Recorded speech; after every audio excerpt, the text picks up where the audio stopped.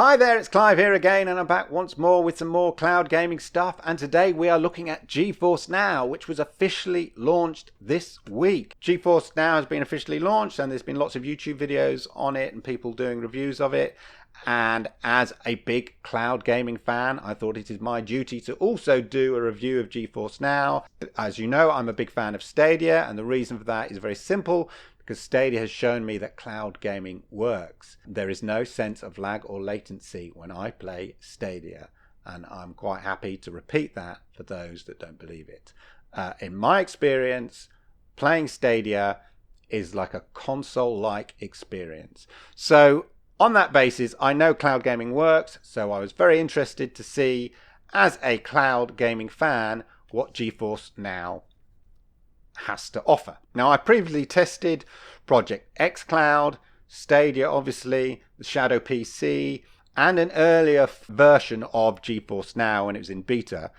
So with the official launch of GeForce Now, the question is, am I impressed? But before we do that, if you are new to the channel, then please subscribe, hit like, all of that kind of stuff. And before I give you my initial impressions of GeForce Now, let's have a quick summary of what GeForce Now is all about. So, GeForce Now is like having a virtual gaming PC with a high-powered RTX graphics card that offers ray tracing in the paid version and allows you to access all your digitally stored PC games that are, say, for instance, in a digital library like Steam or something along those. So all the games that you might have in Steam, you can stream those games in your digital library via GeForce Now, which is operating as a sort of virtual gaming PC for you. And it gives you access to, obviously, many of the latest releases, the top free-to-play games. These are all available instantly. And the basic rule is you must already own or purchase titles to play them on GeForce Now. So for instance, if you purchase a certain title from a specific publisher, then usually you have to kind of sign up with that publisher, your details, whatever. And if it's a digital game, then you connect with that publisher via the GeForce Now app, and then you can play that game using this virtual gaming PC. That's the principle of it. So you don't need a high-end gaming PC, and you can just crank up the settings and on many of these games, and it's a case of no more Mr. Potato for you. So it's really, really cool in that regard. Now, not all games work with GeForce Now. Notably, I think Red Dead Redemption 2 is one of them, and some other EA games. But you can find out which games do work. There's a handy link, and I'll leave it down below there. And you can put in something like Apex Legends, which I know is an EA game. And there you go. It will say, yeah, that's available. What happens is, you'll have to just link up your EA account with your GeForce Now, and then they'll sync together, and then you're good to go. That's the principle. And as I say, there's loads of free games, of course. You don't have to buy any games. You've got Fortnite, Destiny 2, Apex Legends, Paladins, all those kind of stuff. And the beauty of GeForce Now is it comes in an app form for your PC or laptop, for your mobile phone. So if you have an Android 5, it's not available for the iPhone, I'm afraid at the moment, but Android 5 or above, as I say, your PC, and if you've got an Nvidia Shield thing, a Shield TV, then it will play on the Shield TV as well. From an internet perspective, you're going to need at least 15 megabits per second, and that's going to give you a 720p at 60 frames per second, or 25 megabits per second is going to give you 1080p at 60 frames per second. So the 1080p at 60 frames per second is similar to the Stadia offering on PC. Stadia will be offering 4K on your Chrome browser, but at the moment Stadia offers 1080p 60 frames per second, where those games are tuned up to that. You'll need to be hardwired, ideally, so get yourself an Ethernet connection, or 5 gigahertz wireless router. But ideally, for these things, for cloud gaming, you should be wired up, basically. That's the key thing. Now, there are 2 tiers on offer. Quick look here. You've got the free version, gives you standard access, and you have a 1-hour session length, which is a bit weird, and I'll come to that a bit later. But basically, a 1-hour session length. So if you've got your games in your Steam library, You can access them for an hour, have a sort of an hour's gaming session, and you're good. And then you log out, and then you start a game with another hour. That's the principle of that. Or the Founders Edition, like Stadia Founders here, is £4.99 a month, and that's on a basis of a 12-month contract. You get priority access, extended session length.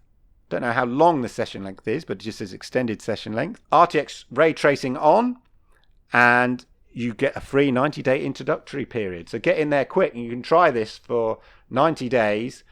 Get yourself Destiny 2 or something, or Fortnite. Give it a go and see if it actually works for you. That's the cool thing about it. Anyway, so GeForce Now, as I say, it's been in development for 7 years. And I'll be honest, I say I've tested it before. My initial experience with GeForce Now in its beta form was not good. I found it a bit complicated to sort of navigate. I found it laggy. It wasn't a great experience, okay? But I've seen a lot of people on YouTube having a really smooth experience. And on the basis I've had a smooth experience with Stadia, I thought I'd give the official launch a proper test. But I'll be honest, my expectation wasn't that high. But I'm going to say from the get-go, I'm not going to waste your time, I'm going to say I'm impressed. This works really well. And what I'm judging on it is on the gameplay, the smoothness of the gameplay, and any sense of whether there's a sense of lag or latency. And the gameplay feels good, the graphics look good.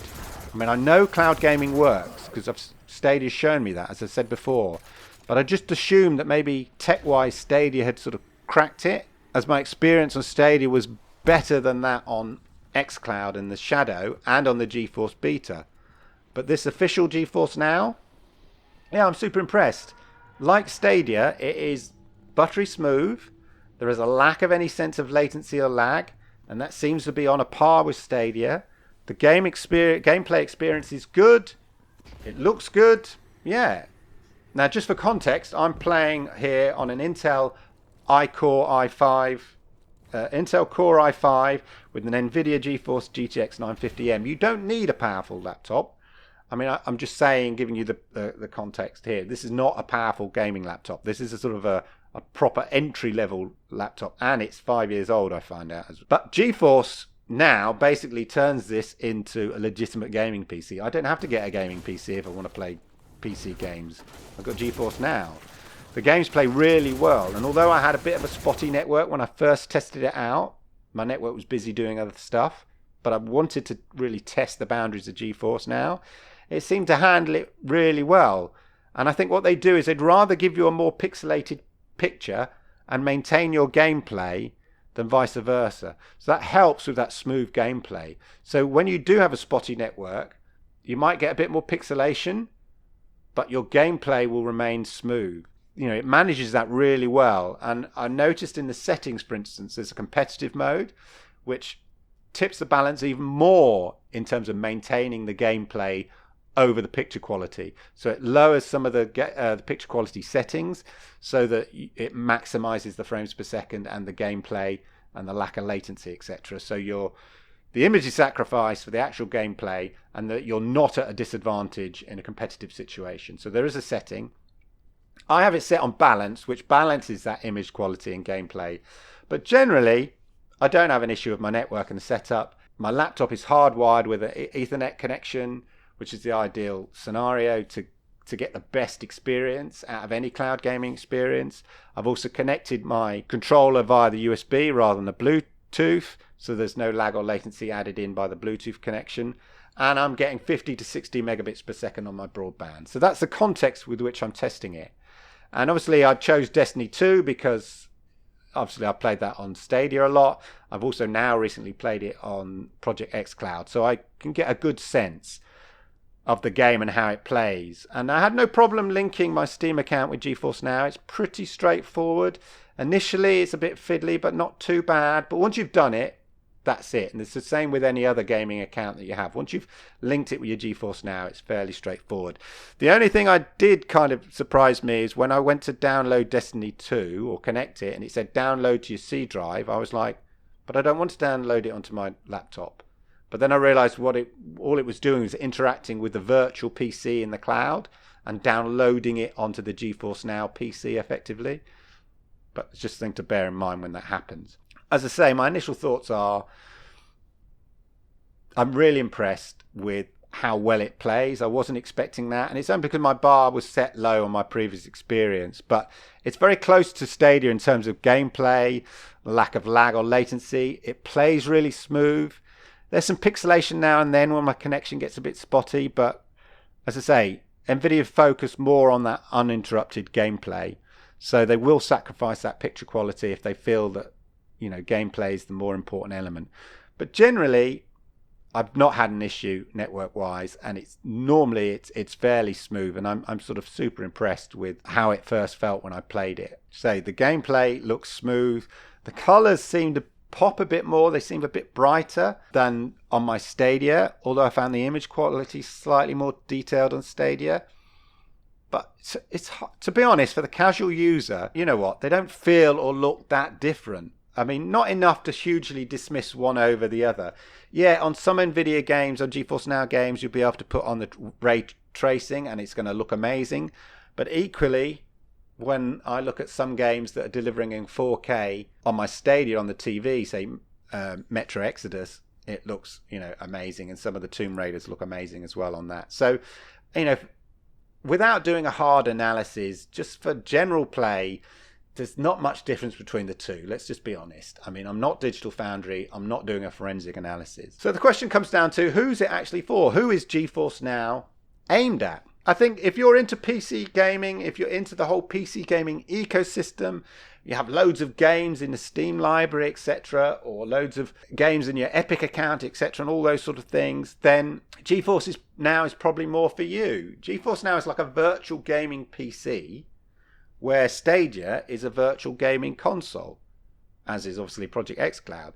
So if you're into PC gaming, but you don't have a high-end gaming rig, or you want to play some of your PC games on the go, on your mobile, then GeForce Now is probably for you. And, you know, Stadia's not. I get that. I want to play my game. Stadia's rubbish. I can't play my game, but I want to play my games. Well, maybe Stadia's not for you, but if you've got a Steam library, maybe GeForce Now is for you. That's all right. That's cool. Although I find these sessions and periods a bit strange, but that may be something to do with the capacity and the fact that they give priority to the paid people, and you're in some sort of queuing system now and then. Again, suggests to me that they don't yet have as many servers globally that they would like, but they can build on that. But that's just a side thought anyway. As I say, you know, the ability for those that have games on Steam and all that, I think is really cool. Not all the Steam games work that you might have on Steam work on GeForce Now, so there might be some disappointments here or there. But those are just some small things. Generally, in terms of just my experience of playing with it, it worked really well. And again, because unless you have an Nvidia Shield TV, then you're limited to PC and mobile gaming. And yeah, I know you could rig your PC up to your TV, but Stadia, as I say, is more of a virtual console, with Stadia-specific games being ported to Stadia or developed specifically for Stadia, in the same way that Xbox games are ported to Xbox or developed specifically for Xbox or PlayStation, etc., etc. You know, the convenience with my Chromecast Ultra of just playing on a 4K TV or 1080p on the PC with 4K to come, of course, or on the mobile. I just like that console experience that Stadia offers. And the Stadia library is building. No, Stadia doesn't have anywhere near the amount of games, obviously, that if you've built up a Steam library. Of course, it doesn't have anything, you know, like that. And, you know, I can see why Stadia might not be for you. But I'm just used to owning console-specific games, you know, and paying through the nose sometimes for console games. I get it. I subscribe to Xbox Game Pass, you know.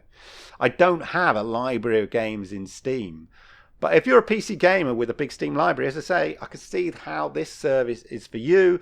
This service works. I think if you do have a massive PC game library or Steam library, then you probably have a decent gaming rig.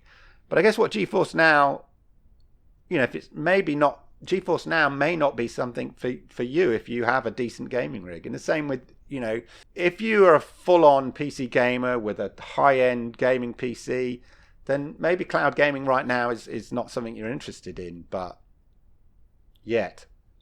Cloud gaming is the future, and cloud gaming is coming, so you better get used to it, whether it's a PC style or console style.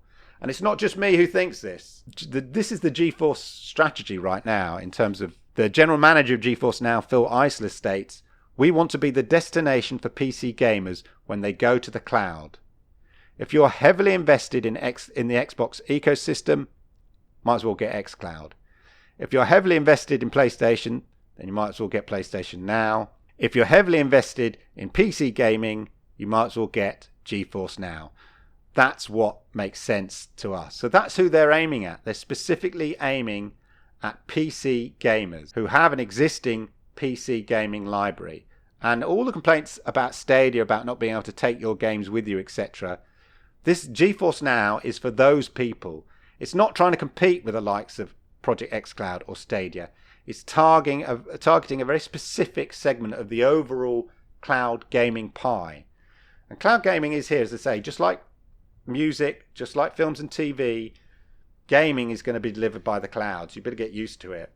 And as much as PC gaming and console gaming coexist in the same world, this is going to be true of virtual PC gaming and virtual consoles. And ultimately, it's down to what you favour will dictate whether GeForce Now, Stadia, or Project xCloud, or whatever PlayStation decide they want to do beyond PlayStation Now, suits you. And all I can say now is that GeForce Now works. It works really well, just like Stadia. And we have choices. You have choices in cloud gaming. So long live cloud gaming. I hope you found that useful. I hope you found it interesting. Please like, subscribe if you haven't done already. I'll have more tech news very soon. Thank you for your time, and I'll see you round very soon. Goodbye.